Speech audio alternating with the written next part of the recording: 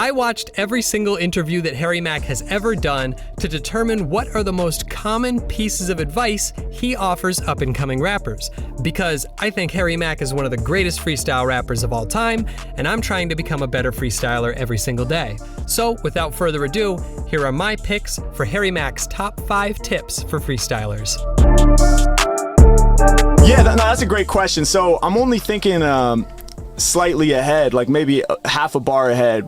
What really happens a lot of the time, so I'm utilizing this technique, I call it setup punchline. Essentially what it means is I'm working backwards from a target word. I'm gonna set it up with something that rhymes with it so that I can kind of like slide into home nice and smooth. So if you say Philippines, I might say, yo, Harry Mack, I grab the mic and I kill the scene. I get props from LA to the Philippines. The goal is always to have the next target word. There's this moment where it's essentially committed, the punchline. Right. I came up with the idea. The first one I thought of just gets locked in. And I know that my mouth is going to just sort of find the syntax. The details of exactly the wording don't matter, right, because my mouth will find it. Freestyling is like juggling. As you're throwing something, you're simultaneously aligning your hand to catch the ball that's falling. It's easy to fool people if you have good rhythm. That's fact. If you don't know what the fuck you're gonna rap about next, you can just ripping them off, doing my thing, whatever. Just say some random shit. If it's in rhythm and it sounds good, it's gonna work. You can have the dopest bars in the world. You can have the craziest, poetic, conceptual, next level, triple, quadruple entendre shit in the world. But if you can't present it in rhythm, then go be a spoken word artist. That's the big piece that's missing for a lot of MCs who occasionally freestyle. It'll be dope and maybe it'll have some bars in it and some cool wordplay and things like that. Yeah. But the pocket is missing and that's kind of forgiven because it's like, well, it doesn't need to have the pocket. Right. It's a freestyle. Right. And my thing was like, man, why can't the freestyle also have, that same rhythmic pocket and fluidity and all the different styles and switches of the flow and double time and triplets. Because it's too fucking hard. That's why. Commit to being a lifelong learner.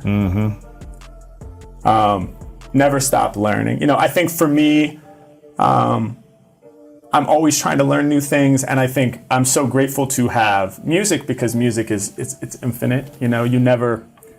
It's not the type of thing you check it off your list and say, cool, I did that, what's next? Sure. It's unlimited. The potential is unlimited. And so I think having the humility to say, no matter how much I think I know, there's so much more that I don't know. Right. Like, I love practice. So for me, that's being in a space where it's just me working things out. But when I talk about practicing, it's not like I put beats on and freestyle. And then I do that for half an hour and then I'm like, all right, cool. It's like regimented shit. I'm all about you internalize a skill till you put it in the background. To do the things that I'm doing, or at least the things that I want to be doing within freestyle, you have to practice it. There's no way to get there otherwise. Hey, if you're enjoying the list thus far, then like me, you probably want to become a better freestyle rapper every single day. If that's the case, you should check out our Discord server, the Freestyle Forum, where we have hundreds of freestyle rappers from around the world coming together to perfect our craft. The link is in the description below. Now back to the list. I feel as though filler phrases are perfectly okay and that they're actually part of the craft of freestyling. And in many ways, they're essential because to freestyle without a filler phrase for an extended period of time is a full-blown sprint. It's a full-blown mental sprint, right, with no opportunity to take a mental breath.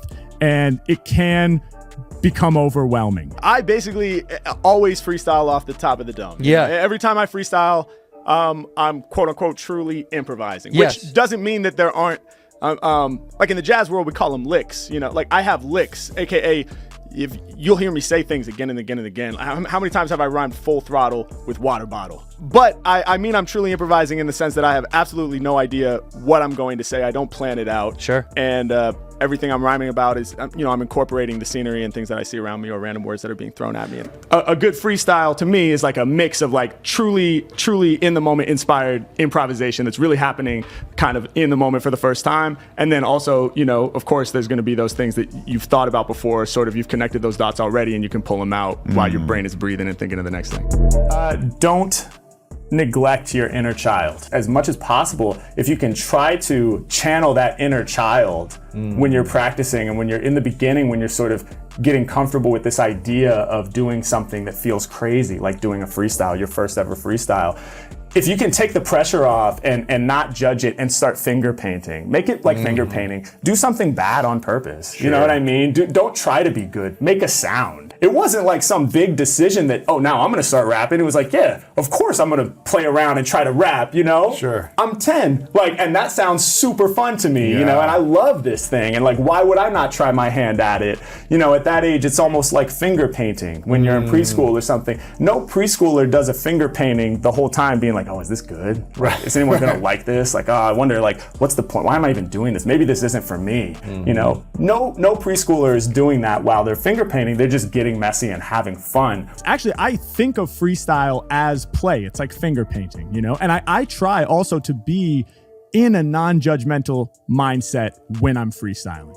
I think what I love about freestyling is that it forces me to be myself at all times. And I love that. Oops.